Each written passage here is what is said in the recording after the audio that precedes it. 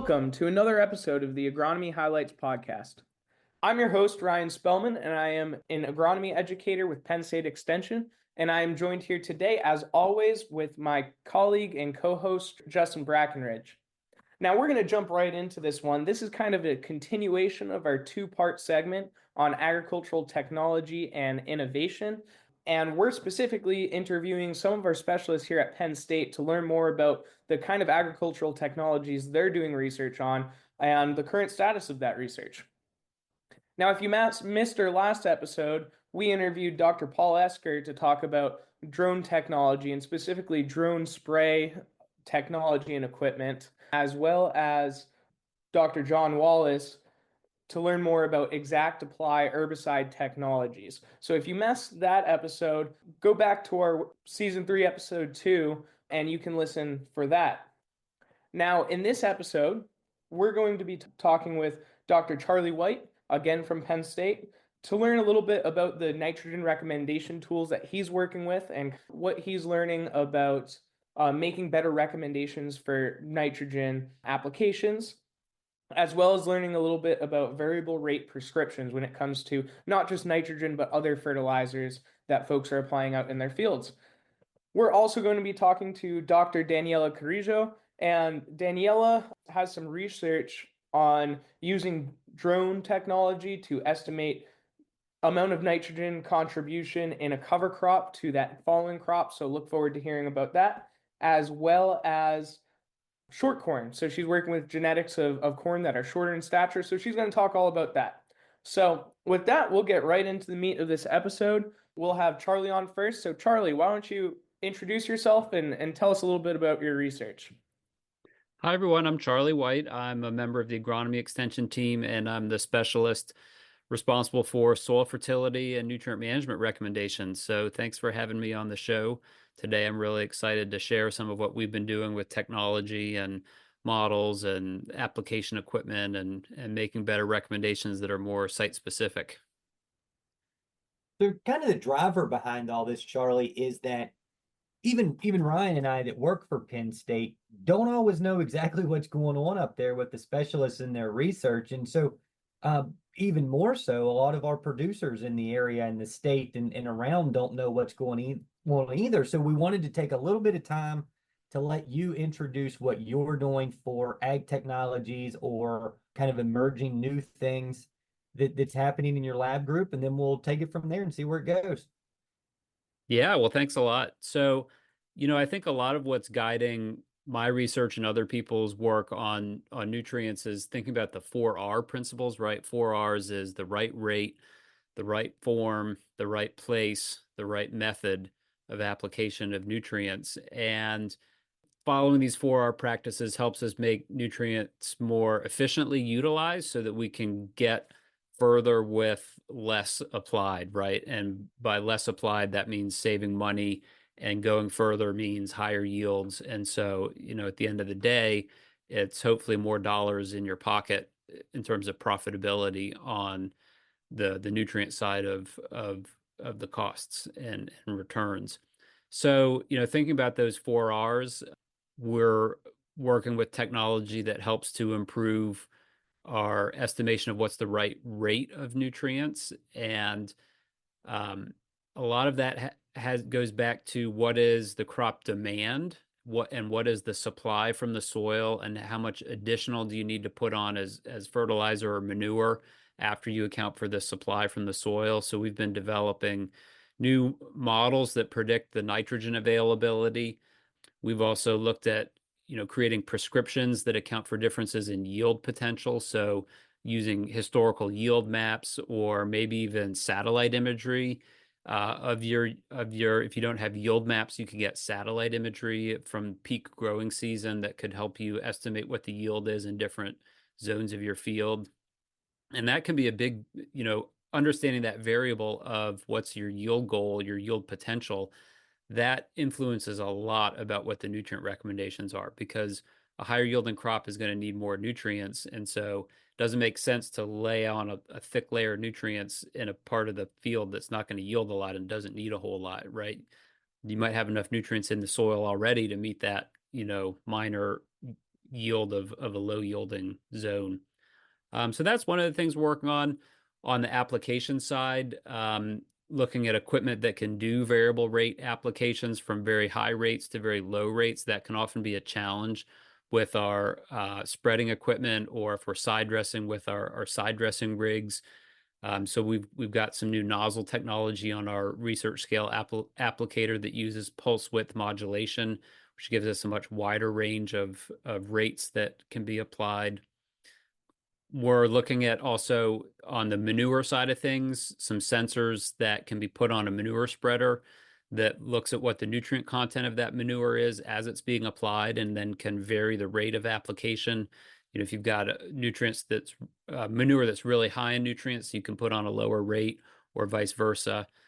Or even if you're just putting on a flat rate, understanding how does that nutrient variation change over the field, so that you might come back and top things up with a variable rate of fertilizer, so that you end up getting an even application. So we're looking at a whole variety of things, that kind of cross that spectrum of the 4R principles. So one of the ones that I'm more familiar with, because we've worked with it a little bit together, is the modeling tool, right? The graphic interface for cover crops and soil organic matter. That's kind of a mouthful, but that one is the one that we've worked with a little bit with some of my producers that actually see, not actually, but they see value out of this, right? And it's a really interesting concept. And the way people kind of grasp this is there's inherent stuff in the soil, right? That's there anyway. And when I was in graduate school, they would always remind me that soils aren't a bank account. You can't take it to zero to where nothing else comes out, right? Even if you quit putting stuff in, there's always going to be something. And what this model is doing is taking the clay and the sand and the C to N and the texture and kind of saying, okay, baseline, this is what this soil can do. How do we make it better, right? Is that an oversimplification, or is that a fairly accurate way to depict this? That's exactly right. That's exactly right. And so what we're estimating with that tool, which you can find on our website, extension.psu.edu/nitrogen recommendations for corn. And there's hyphens between that, nitrogen recommendations for corn. What that tells you is how much could your soil produce without any fertilizer? How many bushels of corn? Could it produce 125 bushels, 150, 175, right? And then that tells you what's the nitrogen supply capacity from your soil organic matter and your cover crop residues. And then if your yield goal is higher than that, you need to apply additional fertilizer, and the tool will tell you what do you need to apply to go from what your soil can handle of 150 to your goal of 200 maybe, right? How much additional nutrients, how much additional nitrogen do you need to apply as either commercial fertilizer or manure? And, it might sound like that's sort of a basic concept, right? It's something that I think we have a feeling that, yeah, if I planted a corn seed here, something would grow, right? But how do we know exactly how much would grow? There is a lot of kind of sophisticated modeling that goes in behind the scenes with our tool that says, okay, what's the soil carbon concentration? What's the soil carbon to nitrogen ratio? What's the cover crop nitrogen? What's the cover crop C to N ratio? All of these numbers go into these fairly complex algorithms that then ultimately say, yeah, this is worth 125 bushels of corn without fertilizer. And so it's been a fairly elaborate process behind the scenes to get to that kind of recommendation. But one of the things I'm really proud of with that tool is that we didn't make up any numbers out of thin air. There's no sort of like professional estimates in there. It's all hard data that we've collected mostly from on-farm research experiments. We've been lucky to participate with a lot of farmers who opened up their fields and said, sure, I'll grow a crop without fertilizer for you. And then we see what it yielded, and we take all of these measurements from their fields, and then we put it into some modeling, and eventually come up with some formulas that drive the tool. So I'm really happy that there's no hand waving behind the scenes. It's all really based on hard data, and mostly from producer fields.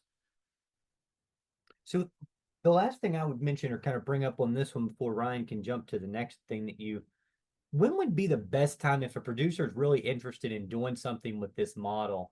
I I'll let you explain it, but there's kind of some robust soil testing things you've got to do now, and then maybe some things like one-off to do When would you start testing and thinking about doing something for this? Well, if you wanted to get in immediately and start using it as soon as possible, I would say go out and collect a soil sample. And we have calibrated everything to an 8-inch depth. So that might be a little bit of a different change from your previous sampling practices, but go out and pull a soil sample to an 8-inch depth and submit it to the soil testing lab. And you need to request a soil carbon, a soil nitrogen, and a soil texture test. And that will give you the results to run this tool. So you could start doing it anytime, really. It doesn't matter what time of year you pull that soil sample.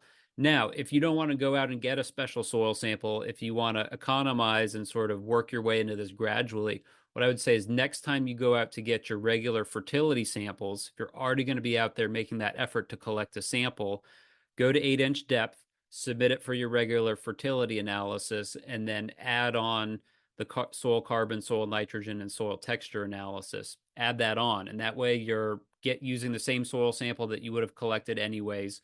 And you really only need to do this soil sampling about once every 3 years because the soil organic matter pools don't really change that fast. So I think it lends itself well to be combined with your regular fertility testing. Now, if you've gotten your texture analysis done already from your first sample, the next time you go back to sample 3 years later, you don't need to measure texture again. Then you're just measuring your organic matter levels, so your soil carbon and your soil nitrogen. And that would be a value that you update every 3 years, and it could go along really well with your regular soil sampling program. So hopefully in the long run, there isn't really additional testing or additional sampling that's required. It's just a little bit of additional analyses on your regular soil sample. And if I remember right, I think all of this was like running it through the Penn State Analytical Lab. I think it was between $60 and $80 to get these tests done, the initial test with the particle size. And, if you're calculating nitrogen at 50 cents a pound, right, it doesn't take up very much time or application to make up that difference. No, it really doesn't. And when you divide it over the number of acres in a field too, you start to realize, okay, this is only a couple dollars extra per acre. And then, it gives you more confidence in your nitrogen recommendation. And you might find that you could dial back by, a certain amount and save that money. So in the long run, hopefully it does either pencil out to be neutral or positive in terms of return on investment with the additional analytical costs. Now, I guess one last question on the supports tool. This would be something that you're doing like on a field basis, right? So you're taking a recommendation on a whole field. So this is different than the variable stuff, right? So you could actually bring it to a variable rate level as well. And we have done a number of experiments with that. And so some of the information that goes into the tool is soil texture. And of course, soil texture is going to vary across a field. Your yield goal is going to vary across a field. Maybe your cover crop nitrogen varies across a field. So you can actually take this tool and split your field up into different zones that might have a different clay content and might have a different soil organic matter level or different cover crop density and nitrogen content. So it is possible to take the same tool, but then refine it to create a variable rate prescription. And so it's flexible in that way, right? You can kind of see where you are on the spectrum of technology. And if you're ready to go to variable rate, then, the tool can be adapted for that. And maybe this is probably a good time to switch and talk a little bit about variable rate prescriptions. So my first time really understanding how these worked and what folks are doing is I was at a custom applicator, their shop, and they were going over how they do their recommendations, and they pulled up all of these different maps, and I was just dumbfounded how much data they're collecting in a field, right? So can you talk a little bit maybe about, first of all, what your research is in this space in the variable rate prescription world, and what some of the input data you're putting into that and what you're getting out, right? Where are you with these tools? Yeah, I was very amazed at what people were producing when I started in my position here about 7 years ago. And I really wanted to get more firsthand experience with it as well. What I was seeing is people were using electrical conductivity from either like a Veris sensor or a dual EM for electromagnetic sensor. And what this is really doing is it's looking at variation in the clay content in the soil. But every map I looked at, the field was always divided into 3 zones, a low, medium, and high. And I thought, why is it always 3 zones? Maybe some fields should have 2 zones, maybe some fields should have 4 zones. And so we set out to try and figure out, like, how do you take that electrical conductivity data and divide it into zones that are really meaningful. And what I found from that research is that it seemed like most fields were really just best separated into 2 zones. And it wasn't necessarily at the halfway point of the electrical conductivity range. It was sort of at the 1/4 point. So if you looked at the range in electrical conductivity, if you created one zone that was like from 0 to 25% of that range, that was a solid zone. And then from like 25 to the end of the range, that was another zone of the field. And we could usually reliably separate those 2 halves of the field in terms of their clay content and then how that affected the soil fertility levels. So high clay is actually going to give you usually a little bit higher pH and a little lower phosphorus content. And it's hard to say how it's going to affect potassium. It could go either way, but usually that, the way I described dividing the field that way worked pretty well in terms of separating the fertility zones. And then you can treat those 2 parts of the field differently in terms of the lime recommendation, in terms of the phosphorus, the potassium recommendation. So that's how I would approach that based on what our research is. On the nitrogen side, it's much more complicated because I don't think you can just divide a field into 2 zones for nitrogen, because there's so many other things that are really affecting that nitrogen supply, like we talked about for our new decision support tool. It's the yield goal, it's the organic matter levels, it's variations in cover crops. So I think you need to have a separate system for how you develop variable rate nitrogen than what you do for phosphorus, potassium, and liming. Wow, so it's not just taking you have one recommendation for NPK and you wholesale just kind of crank the dial up and down. It's each one of those nutrients are going to be different, and you're going to either increase them or decrease them. So you mentioned something about how if let me know if I have this right. The higher the clay content, the lower the pH, which means the more phosphorus available in the soil. Or so higher the clay content, usually what we're actually seeing is higher pH, which is counterintuitive because most people think, oh, clay, that's the sticky stuff in the subsoil that's really acidic. And yes, that's true. If you were to pull clay out of the subsoil, it would be fairly acidic. But in the topsoil, where we've been managing our pH, what we actually find is that the clay has a much larger buffering capacity, meaning its ability to resist change is much greater. And that's because it's got a higher cation exchange capacity. And that's like, that's like the gas tank for the soil nutrient reservoir. And so that gas tank has been filled up. It's going to take a lot longer for that gas tank to become depleted. And by depleted, I mean become acidified. And so it takes longer to acidify a clayey soil. And so the more sandier parts of your field, they're going to acidify a lot faster. And so that's why we see the lower pH in the more sandy parts of the field and the higher pH in the more clayey parts of the field. Now, with phosphorus, those trends are reversed. So phosphorus, it really likes to absorb and stick to the surfaces of soil minerals. And clay has a much larger surface area. So there's more surfaces for that phosphorus to get stuck onto and become unavailable. So we tend to see lower soil test phosphorus levels in the more clayey areas of the field. And you need to use more fertilizer there to help build up your soil test levels in those fields to maintain availability to the crop. I think that's a good way to think about it.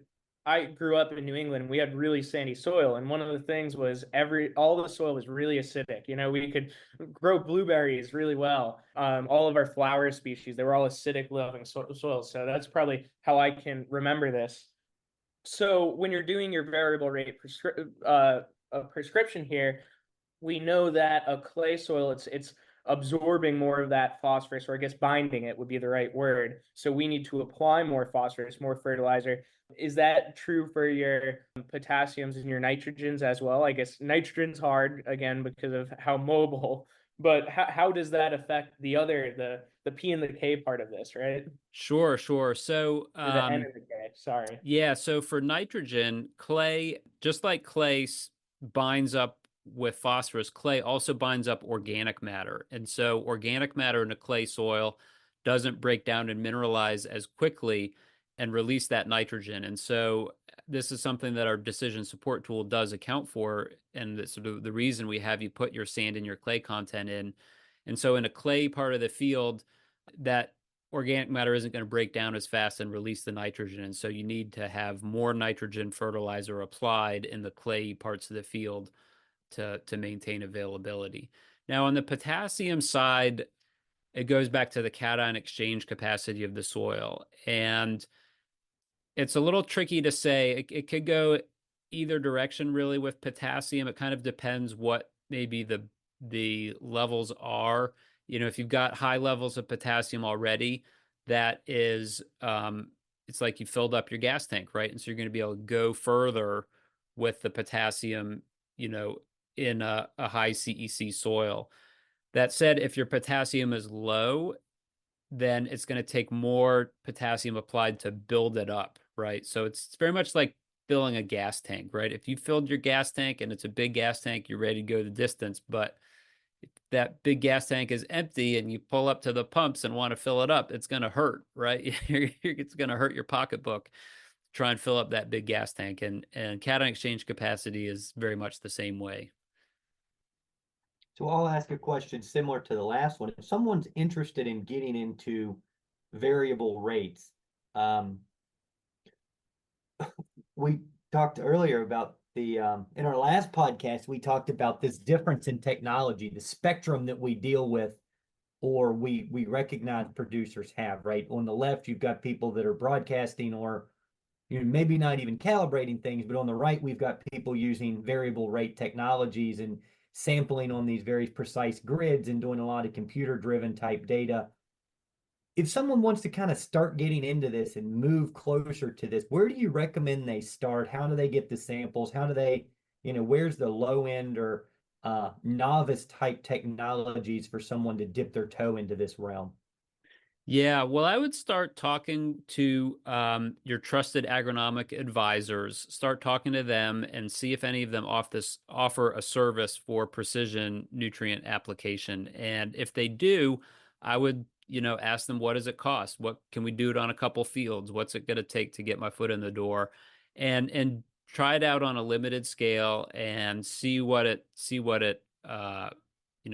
goes for you, right? Is it something that you end up receiving these reports and they sit on your desk and you end up not actually being that interested in them, or you don't end up being able to do a variable rate application? Well, then maybe that's sort of a sign that moving forward even further isn't necessarily valuable. But if you get those back and you start getting sucked into them and start using them to walk your fields and stick your soil probe in the ground in different spots and see, oh, wow, this is really a clay part. This is a sandy part. This section of the field's low pH, needs some lime, but the other end of the field doesn't need any. And then you can start calling around and finding who's got a variable rate lime applicator that can come out and do this work, or does the fertilizer company have a variable rate P and K applicator? And if you start feeling yourself getting sucked in, then maybe that tells you, yeah, this is a technology that's for me. And you can then start, asking your agronomic consultant some more questions and saying, okay, what type of computer software do you have that could make some more maps? What does it cost to do more of this sampling? So I would, sort of proceed in that way, I guess, and just see if it's something that ends up drawing you in and exciting you, getting you excited. And if it does, then yeah, follow that road to where it can be. But I would start with whoever your agronomic advisors are, whether that's someone at a fertilizer company or if you have an independent crop consultant, talk to them. And it's something that when we work with CCAs and do CCA trainings, we do a lot of advanced sessions like this. So it's, fairly, there's a fairly high level of knowledge, I'd say in the crop consulting industry around how to do this. And whether, your crop consultant has approached you to say, hey, do you want to do this or not? They might know more about it and be more familiar than you might realize till you ask them the question about it. Sure. So again, from someone approaching this for the first time, is there like an order of operations of these are the things you should measure first, right? Like, oh, the first and foremost, get your EC measured across your field. After that, take your yield data, overlay those, and help build that, or just start with the soil tests across the field. If I'm approaching my crop advisor, are there things I should be aware of, questions I should ask? Can you do this first, that first, or just hand it over? Yeah, so I would maybe start looking at maybe some satellite imagery. Like there's some providers out there. I think there's a site called onesoil.ai that provides free satellite imagery. And so I'd go there and I'd just start looking at my fields with satellite imagery. And, I'd look for dates that are sort of peak canopy coverage. And I'd say, wow, is there variability in my fields? Right. And then I would probably say, okay, let's go out and maybe stick my soil probe in the ground in a few spots where I might see some variability in the satellite imagery, and you start seeing soil variability. And then you could take the next step. Now, the next step, there's sort of a dividing some decisions you have to make. Do you want to get like an electrical conductivity map, or do you want to do grid sampling? Electrical conductivity is where you have a sensor that's pulled across the field and measures the clay content, and you get kind of a continuous surface of your field of how clay varies. Grid sampling, you don't have to have that kind of tool, and you just go out and on a 1 acre grid or a 2 acre grid, whatever you decide, every grid cell, you go to the center of that and you pull a soil sample. And that gives you generally more soil samples for a given field. And you can see patterns, but those patterns might not necessarily align to natural variations in the field. And so that's kind of where I like to go towards the electrical conductivity sensing. That's how I would kind of probably recommend going into it. Go from sources of information that are free, and maybe you have a combine with yield maps on it that you haven't really utilized that data very well. You could have a consultant or even an extension educator on our team, help you look at that yield data and see what kind of variation you're seeing in your field. Great. Yeah. So I guess we're coming up on time here. So it looks like we might have to leave some of the manure talk for another day. We'll have to have you back at some point. So one last question when we're talking about this variable rate application. So we have our maps, we've decided what we're going to spray and where. What technology do you need to do this? And you talked a little bit about how you guys are researching different technologies for different crops, like side dressing techs. What's out there, and what is there to be developed? Sure. So most fertilizer application equipment or manure application equipment would need to have something added to it called a rate controller. And a rate controller is basically a box that sits up in the cab of the tractor. Some of them are like a computer screen. It's like a flat screen tablet kind of thing. Others are more sort of old school knobs and switches and a little LCD screen or something like that. But essentially what these rate controllers do is they take information about the ground speed of the tractor and can control some of the delivery speeds of, say, a belt on a spreader that's pulling material out the back end onto the spinners, or it can control a valve on a sprayer that allows more or less pressure to be applied, to the boom, and so that changes the rate. So typically, you're going to need to have some kind of a rate controller added, and the option to have the rate controller that can vary the rate based on your geographic coordinates in the field and reading some type of a prescription map. that type of rate controller is going to be a step up over your most basic rate controller where you just plug in a certain number and it holds it constant there. The ability to read a prescription map is going to be a step up. And I'd say most equipment can be retrofitted to have all of these things added. But it can be rather expensive to get this equipment. And so, at the end of the day, it's sort of up to each individual farmer to say, well, is this something I want to have on my own equipment, or do I want to find a custom applicator that's got the equipment and then they're just charging a little bit extra per acre? And, every farm is going to be different in terms of where they make that decision. Yeah, I think this cost benefit analysis in this way can be a really complex question, and probably it depends a lot, right? It depends how many acres are you farming, how much do you expect that you're going to reduce your fertilizer application by implementing this equipment. Are you doing this yourself? Do you have the technology? Can you retrofit the technology? It sounds like there's a lot of personal variables. So who can they talk to work this out? So I would talk to your equipment dealer, right, and say, hey, I'm interested in adopting some variable rate technology, and maybe you've got some equipment that you own already that you want to have retrofitted, and just ask them to give you an estimate, right? Tell me, what do I need? What kind of monitor do I need in the tractor? What kind of modules and components would you need to add? And they'll give you a price tag, and I'll just warn everyone it's going to be in the 5 digits. So don't think you're going to be able to get off cheap on this stuff. But your equipment dealer, most equipment dealers, are familiar with this technology and can help outfit you with that. And then take that, and then if you want to go the custom route, ask around to some custom operators and say, hey, what do you have? What are you offering? What's the extra cost? And then that'll give you some baseline numbers that you can use to pencil out and see, where do you want to invest your money, and how do you want to move forward? Awesome. Well, I want to thank you, Charlie, for coming on. I know we're running up on time here, so we'll get you out of here. But I think this area, there's a lot of interesting stuff going on, and you certainly are doing a lot of research in this space. Yeah, I want to thank you for sharing with us some of the research you have going on, and we're gonna have to do another one of these to learn a little bit more about all the other research you're doing as well. Great. Well, I'll be glad to come back. Thanks for having me on today. All right, thanks, Charlie.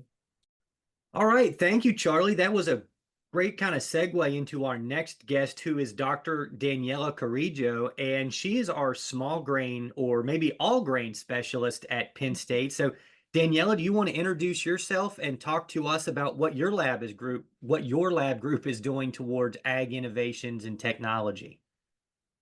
Sure. Yeah. So I've been here at Penn State for only 2.5 years now. But my group, I would say, is the generalist of the group. So we do agronomic research on grain cropping systems. So mainly corn, soybean, and wheat. But our topics range from, basic agronomic questions, for example, looking at soybean maturity, performance in Pennsylvania, plant population, stuff like that. But also we intersect with other disciplines a lot. For example, we have several projects on soil fertility and with other disciplines as well. So I would say we're kind of the generalist group. The only thing we're really tied to is grain crops. So yeah, mainly those three ones are the main ones, corn, soybean, and wheat, although we do dabble a little bit on other things. We have some projects on oats and hybrid rye and other things like that, some hemp as well. But those are the three main ones. But yeah, I think, I would say all of our projects, it's a broad, we dabble on broad topics, but all of our projects really aim towards helping the farmer. Like the end goal is really to help farmers choose the best management practices for their farms, for any scenario that they encounter themselves. And at the end of the day, that's the goal, for them to maximize their profit, on their farm and increase their farm resiliency. But I think you call yourself the generalist, but I think it's important that we have like fertility, and we talked to Dr. Easker in pathology, and we talked to John Wallace in wheat science, but all of that stuff kind of culminates to the end of the day in production, right? In production in these grain cropping systems. And so we need that person in the grain crops to say, this is what we're growing, right? This is the important thing. This is the cash crop. Now, where does all of this kind of fit into that puzzle? And that's where your work is, right? That's where you're at. And I took the note of aiming toward choosing the best management practices. And I think that should be the takeaway of all of these podcasts, right? Is we're looking for best management practices. Yes, yeah, that's the cool thing about it. I think as a farmer, they're thinking about the whole system, and there's so many things to think about, not just weed science or diseases, weeds or diseases or insects or soils. They're thinking about all of that and even more that really we don't dabble too much into it, but the economics and insurance and all of that. So yeah, I think I like to be in that position where I do a lot of collaborations with those different with my colleagues in those different disciplines. And yeah, I do my best to trying to take a step back and look at the cropping system across all those disciplines and consider everything. But yeah, there's sometimes it's hard to take into consideration everything, but we do our best. So we talked before this about two of the projects you're working on, and I'll let you pick which one you want to start with. But we talked about remote sensing and how that integrates into Charlie's nitrogen tool. So we just spent some time really kind of digging into that and the implications of that. And the other one is your research on short corn and the fertility and populations and all that kind of entails in that change in our agronomics. So you tell me where you want to start and we'll go from there. Sure. Yeah. So it was a good segue that Charlie just spoke with us about his nitrogen tool. So I have a student, a PhD student, who is working with Charlie's student on that. And my student is really focusing on the remote sensing component of that project. So right now, I mean, Charlie and a bunch of other people already have in place this tool, which anybody can use. Farmers and consultants can go online and put their information on their soil properties, some other information on their cropping system, and it will give you a recommendation of nitrogen fertilizer for your corn crop. And so what my student is doing is so right now the tool that's already happening, that's already online. One of the parts that it uses is the cover crop. So if you have a cover crop, it will take into account the nitrogen contribution of that cover crop to the following corn crop.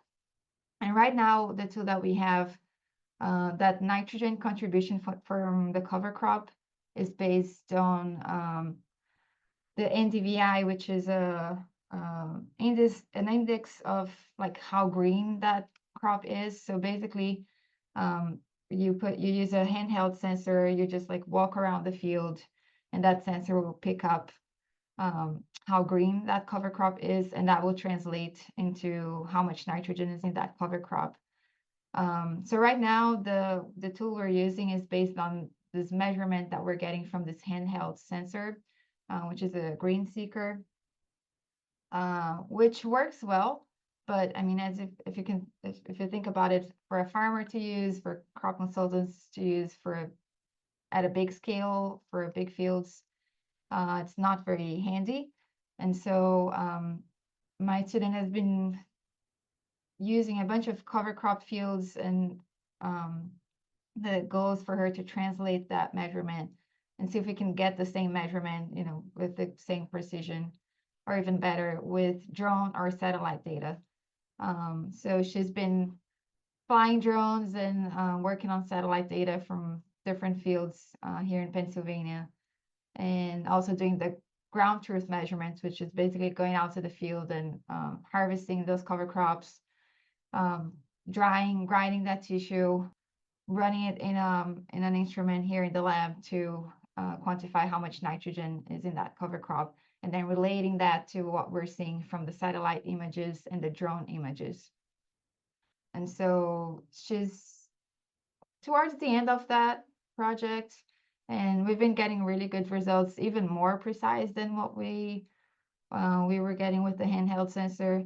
So I think the idea for this tool, like the next generation of this tool, is for us to not even need, like right now, you have to go in online and then type the NDVI value, which is that greenness index that comes out of that handheld sensor.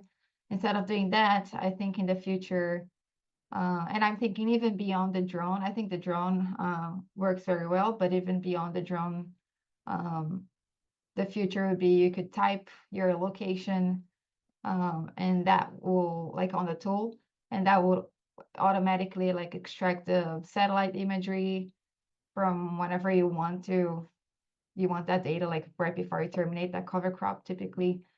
And then it will automatically tell you, okay, your cover crop for this field that you selected here on the map based on the GPS locations, or maybe you can draw something around the field. It will tell you you have so many pounds of nitrogen per acre in this cover crop, and it will automatically use that input data to run the tool and tell you how much nitrogen you need for your corn crop. And so I've used this a little bit with some producers over here in the Southwest. And it's not only, and tell me if I'm wrong with this, but the cover crop value is not only the N that it provides, but the carbon content that can be in this cover crop that can tie up nitrogen, right? So if we're using like really heavy cereals in these things like rye or wheat or triticale, we can actually lose nitrogen value in this, right? And so that's something else that this model takes into play is sometimes we have to overcompensate a little bit maybe for these values. And I've done a lot of walking of these fields with a green seeker. So that's a tool that we can use to kind of measure that NDVI. And I will admit, after about the first mile and a half, you really start to lose enthusiasm in taking these measurements of walking around these fields. So I think that's the value of the drone in this, is you don't get tired flying a drone is what you would walking around taking these 30-foot measurements. Yes, for sure. Yeah, and that's a good point. Yeah, it could be like a contribution or subtraction, like it could tie up your nitrogen as well. So it will calculate all of that based on that index. And one thing that is also an advantage with the satellite or drone data compared to this is the handheld sensor that we have, the only one really that's available. It only gives you NDVI, which is one index of like green, of how green that crop is. With the drone, because we do have a multispectral camera, which is a camera that gives you more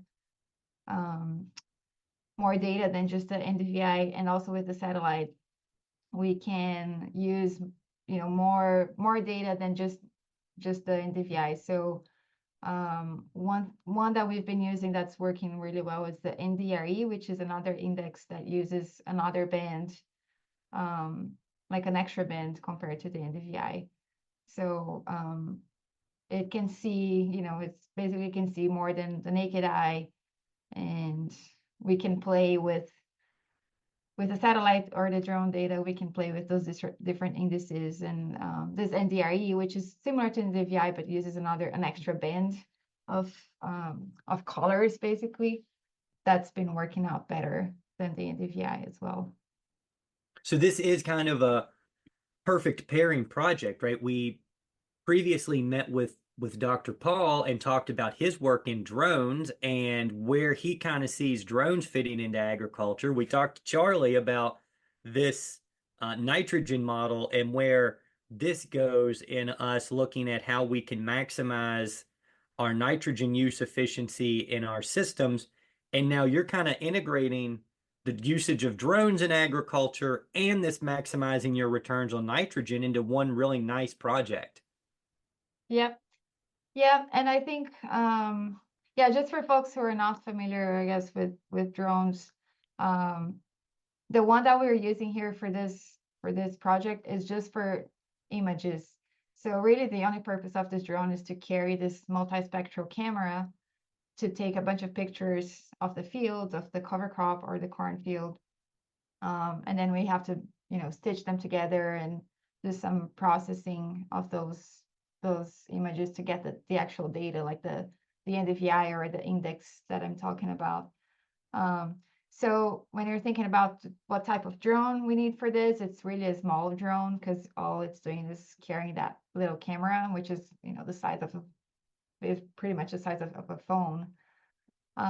Whereas when Paul was talking about the drones for spraying, if you're spraying pesticides or if you're seeding cover crops, those are usually going to be much bigger drones. And I think, at least the way I see it is, I think those drones that are using for spot spraying or for seeding, I think those are really going to be, adopted, and we're going to see more of those on farm. Whereas I think drones for crop imaging, we are using that on our research. But I think that with the satellite, like because we have satellite images, I think that's the way that's this is going to go for crop imaging. I think that we're going to just be able to use satellite data, and it's much easier than having to fly drones around just to get an image of your crop. The bottleneck with the satellite images right now, the one is the resolution, which, it's probably going to just get better and better over time. But right now it is, it's not, especially if we're talking about research plots, which are small. But even for farms, it's still a little small. Well, yeah, the resolution is still not good enough for some things. The other thing is, well, I'm talking about spatial resolution, but also temporal resolution with the satellite. Those satellites are not here every day. And so with the drone, you can just go whenever you have the drone, you go take the images whenever you need to. So that's another advantage with the drone. And the other thing is clouds with the satellite. Sometimes the satellite is here, but you have a cloudy day and then you don't get any images from that day. So there's still some bottlenecks, but I do think that over time, with technology improving, we're going to have more satellites, more spatial resolution, more temporal resolution. And I think it will be much easier to just use a satellite image straight away instead of using drones for crop imaging. But I think, we're already seeing some farmers adopting drones for spraying and seeding, and I think those will be more common. I'm glad you touched on that because one of the notes I had was, do you see industry and consumers kind of moving this direction? And I actually had a note here about satellites versus drones. So you took all of that away from me. But I agree with you. One of the more common questions and conversations I've been having recently is, what about drones in agriculture? What is the ROI on something like that? What is the utility that we see with it? Where is it going to go? Because there are a lot of people really interested in that. There are a lot of companies doing that. I know when we talked to Paul, I said, if anybody's listening to this that's a drone operator, by all means, reach out. We'd be happy to have you on here so you could give us your side of the story. But it's really interesting, right? It's probably one of the biggest, newest things that we've seen come along in a while that has some folks fairly excited about doing stuff again. Yeah. I think especially, like I said, with the spot spraying, as we're getting more resistant, everything, weeds and diseases, and all those resistant issues, being able to do a spot spray is very interesting. Like seeding cover crops also, we have somebody in our group, well, maybe Paul talked about that too, with seeding cover crops.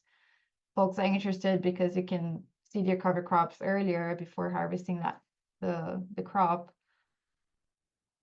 earlier in the fall. So that's very interesting. So yeah, I think that's not going to go away.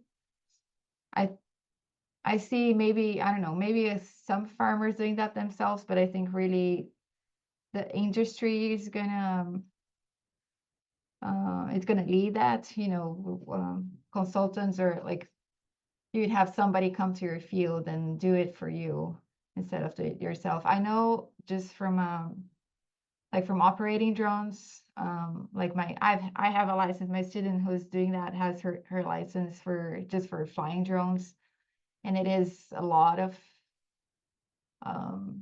it is hard. Like it is a lot of work to get one of those licenses. And then if you're doing pesticide spraying, you have to get there's some extra requirements for that as well.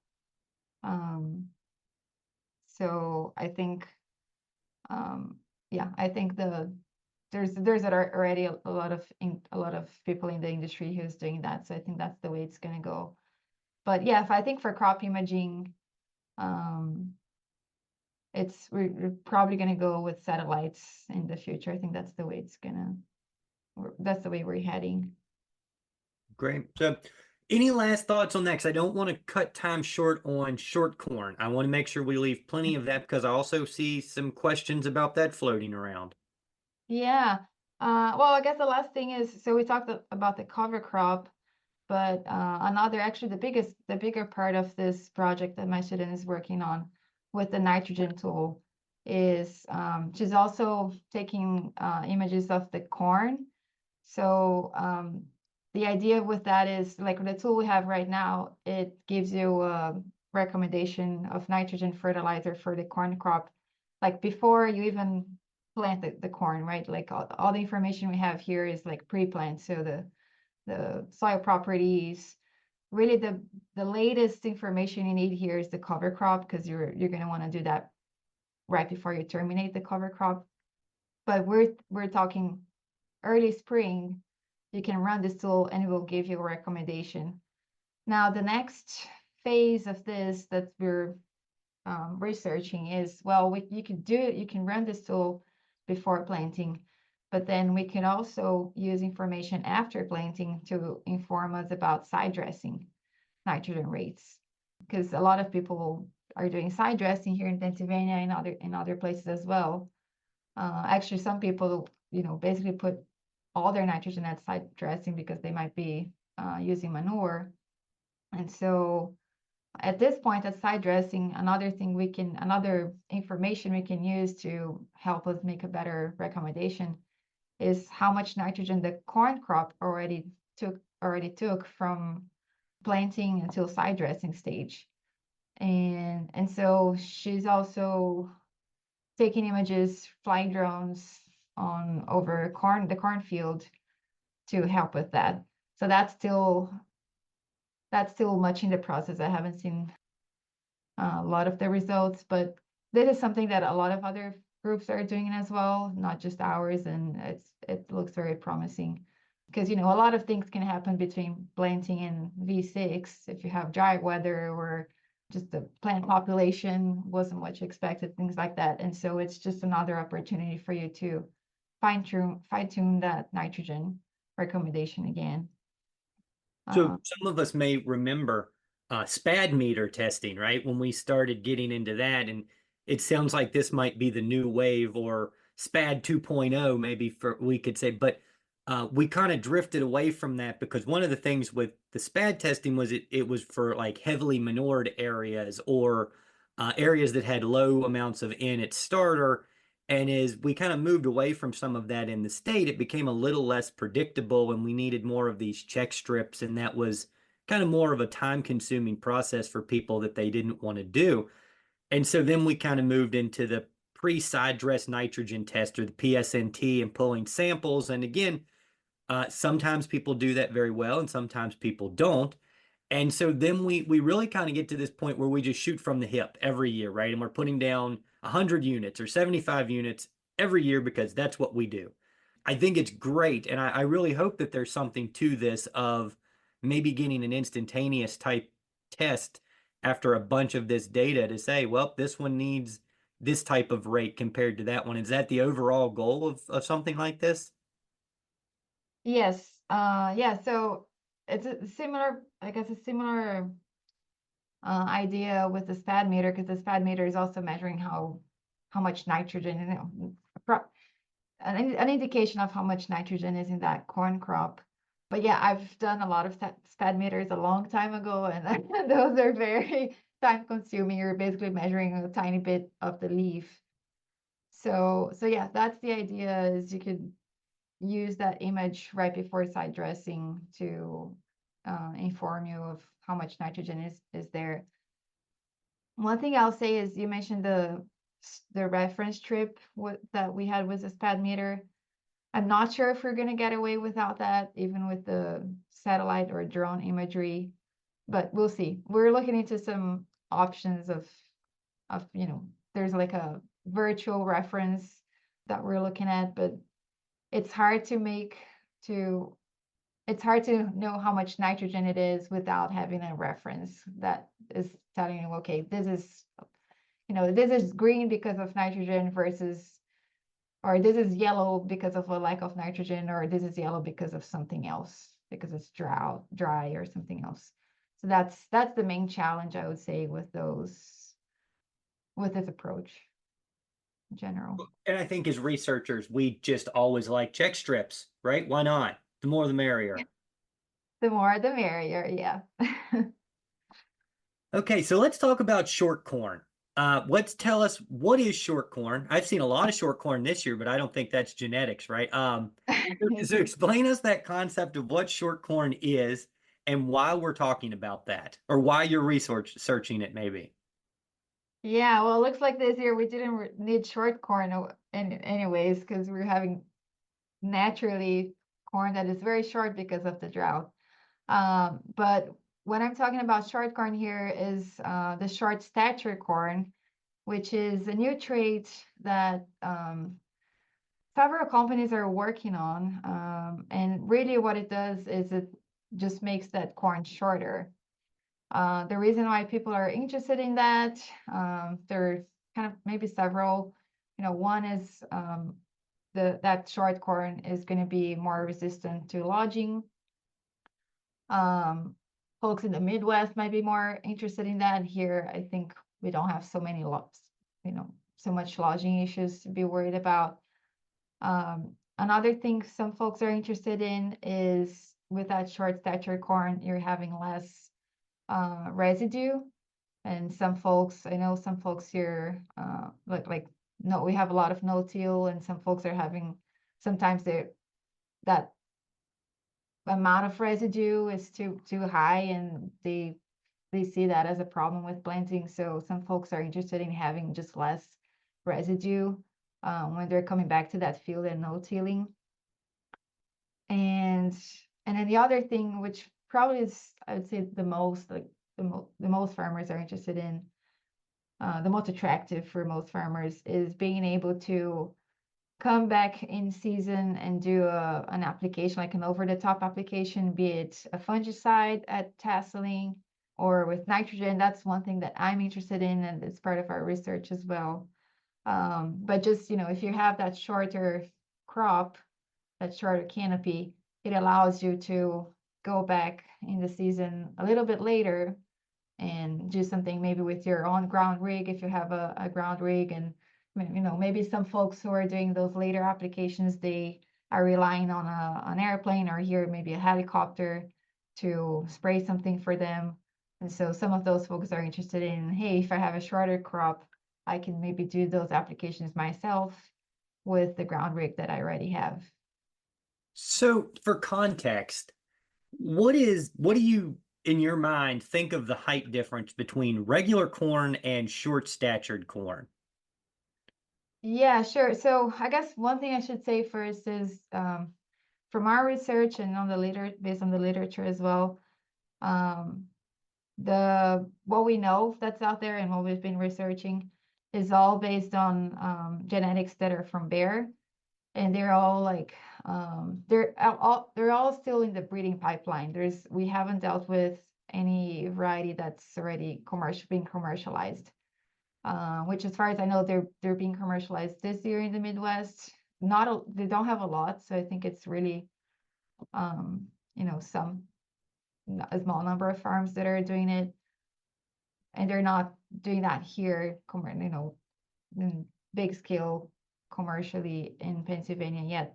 So I just want to say that that's what I'm talking about, because I know, all of that is still in the breeding pipeline, so things might change. But from that, which I have seen, the plants are about a third shorter than a regular corn. So if you just take that one trait, if you have two corn varieties that are almost like clones, one that has the short stature trait will be about a third shorter than the other one. Now that's total plant height. In terms of the ear height, again, the varieties that we've been working with, they are in the breeding pipeline, and they are in the all like natural hybrids. They're not GMOs. And with that, with those lines, the short stature trait reduces the internode length across that whole stalk. So that means your plant height is going to be shorter, but also your ear height is going to be shorter. And I mean, that varies a lot. In general, a third, everything kind of shortens up by a third. So this year, because the weather has been very dry, and the one trial we have with short statured corn, the short statured corn have ears that are about a foot off the ground. Last year, we had a normal year. They were definitely higher. The ears were higher than that. So that's all going to depend on the variety that you have as well. But those are the varieties we've been working on. So this is all from Bayer. Corteva is also working with their own short stature corn, and there's still there's not a lot of researchers who have been evaluating their hybrids. But from what I know, it's a different gene that they're working with, and they don't have that issue with the ear. Well, with their gene, the reduction in internodes only occurs above the ear node. So your ear height shouldn't change if you have a short statured corn or not. That's what I've heard. I haven't worked with the Corteva lines yet. So one of the big things that I think we kind of need to talk about, right, or that I get asked a lot is, what about deer, right? And I know we're working on it. You're working on the research farm. And I know there's discussion about, just because it's shorter, you're also planting at a very different population. I think that's correct, right? So, where do you see your populations on this? Do you think that's going to have an effect by you tightening them up? What do you think the deer are going to do to it? Are you seeing anything like that? Yeah, that would be a good interaction, the deer and population. We haven't seen any problems with deer in our research trials, but I could definitely see that. Like, I've heard farmers, that's something that is on their mind as well. If their ear is shorter, maybe it's going to be easier for deer to damage. With the population, this year is the first time we're doing well, actually we did one with corn silage last year, so I could talk about this. So yeah, the idea with the population is, if you have a shorter corn that is going to be resistant to lodging, well, maybe we can cram it up and plant a higher population to increase yield. The thing is, yeah, so the lodging issues, that's the main, and I'm thinking more of wheat, because really it's a bigger issue with wheat. But that's how we went from, that's how things happened in wheat back, in the 60s, when we were able to get the short statured wheat. We were able to increase seeding rates a lot, and that increased our yields, because earlier, before when we had very tall wheat, we just couldn't have the optimum seeding rate for maximizing yields, because we would run into lodging issues.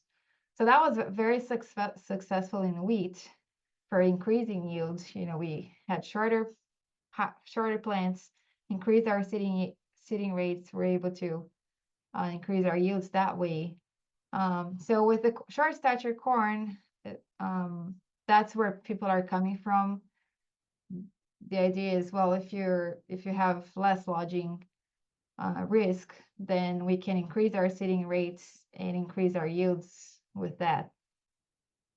We did that population trial last year with the short corn, and we didn't see a big increase in yield. It was a significant increase. So we had, I won't say the numbers because I can't remember, but it wasn't like a very high population. I think we went from like the norm, we just had two seeding rates, the normal standard 34,000 seeds per acre, and the higher rates, which I think it was 40, 42, something around that seeds per acre. And we saw a little bit of a yield increase with that, but it was very, I would say, very small, even though it was a significant increase.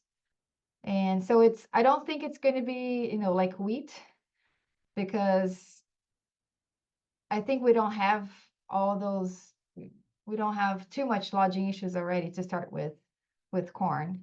And so increasing our seeding rates, yeah, it helps, like you're going to increase yield a little bit, but at some point things start to compensate, right? You have more plants, but then that ear size is going to be smaller on a plant. Those plants are going to start competing between themselves. So I haven't penciled out like the cost, but I'm wondering if that significant small yield increase with the higher population, if that's gonna pan out in terms of economics. I'm not sure. So the last question I've got about small corn, and you kind of touched on that a little bit with the economics, is where do you think your research will go with small corn over the next couple of years? If you think that this year it might start being released to the consumer, it may take it a few more years before it's adopted in this area. But what other questions do we need to get answered before we start thinking about this? Yeah, so the one thing that I'm interested the most, because we're working with nitrogen management in corn, is if you're able to go over the top with a spray application or with an application later. I'm very interested in doing a late side dress application, or maybe splitting your side dress into two applications and seeing if we can improve our nitrogen fertilizer efficiency that way. So what we're doing already this year is we have a trial looking at with the short stature corn.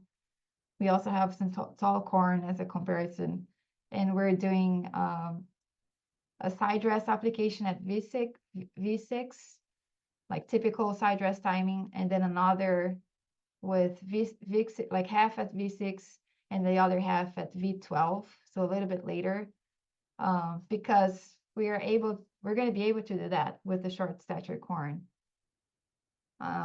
So the question is, can we improve nitrogen fertilizer efficiency by doing another side dress application, or maybe just delaying that side dress application until V12 instead of V6. So that's what I'm most interested in. I'm interested in the deer question too. It's a little harder to to address that. But one point I forgot to mention earlier with the population is another way to think about it is if you have that shorter ear height, it's going to make it easier for deer. If you have a higher population, maybe that makes it harder for deer to get in as well. But again, like I said, I'm not, I guess, quite convinced that the higher population will pan out, but that's that may be a positive way of looking at it to reduce that deer pressure. Well, I think that's one of those things as we move a little more into precision planting and technology. I work with some producers that run a higher population on their headlands and their outside rows, and then they back it off as they do their normal planting, so to speak, right? And they're hoping that tighter outside, once it starts to develop, they know they're going to lose it, right? But maybe that's kind of the answer to some of this. As we tighten that up, that makes it a little more uncomfortable for them to walk. The question could be, well, if it's too low, maybe it's too hard for the deer to bend down, but it's easier for the groundhogs to reach up. Or if it's a third shorter on a normal year, what would it look like on this kind of a year, right? We would really struggle. A lot of the corn that I'm seeing now on this side of the state is 6 to 7 feet, and that's the good stuff. So where would we be now if our corn was 4 feet tall? that could be increasingly more problematic. So I think there's lots of questions, but I think there's lots of interest in some of this stuff from the residue. I think that's always an interesting thing, even when we talk to people like John Wallace on the herbicide management with not just the planting, but also the herbicide of how we get that actually down to the soil with some of these high levels of residues. Yes. Yeah. So I think that's a great place to stop. If you've got any final thoughts, we'll do that. But I think this has been a great episode. I've really enjoyed doing these ag innovations. I would encourage anyone. I know we kind of referenced the one with John Wallace and Paul Easker some. So if you're just jumping in with us today, I would encourage you to go back and listen to episode 2, season 3, which would be that first Ag Innovations. It's kind of this 2-part series, and listen to drones and the See and Spray technology. And maybe that would put some of this in perspective as we kind of drifted back to the drones. But Danielle, anything else before we wrap up? No, I think we covered a lot of topics. There's so much more that we use in our research that involves technology. So yeah, if folks want to see more of what we're doing, they can look up online. I think if you just type Penn State, Daniela Carrijo, you can find my lab website and find out more of what we're doing. And I'm sure Charlie already shared the link to the nitrogen tool for the corn fertilizer recommendations, and I really encourage folks to try that out. I've been involved this year and since last year with those trials, and the results look very promising. So we're really confident that tool works very well. So yeah, So happy to be here. Got a link in the meeting notes that's going to be to the nitrogen recommendation tool and also to the Ag Lab, because part of this is getting that total carbon and total nitrogen and that particle sample. So we're going to put all of this kind of in there. If you want to jump back and look at that or read any of those papers, we'd encourage you to do that too. And like Daniela mentioned, if you've got information or questions, you can find about any of us online. Just Google our names at psu.edu and you'll be able to find us, and we'd be happy to hear from you. So until next time, I'm Justin Brackenrich. Thanks for listening to the Agronomy Highlights podcast. Have a great rest of your day.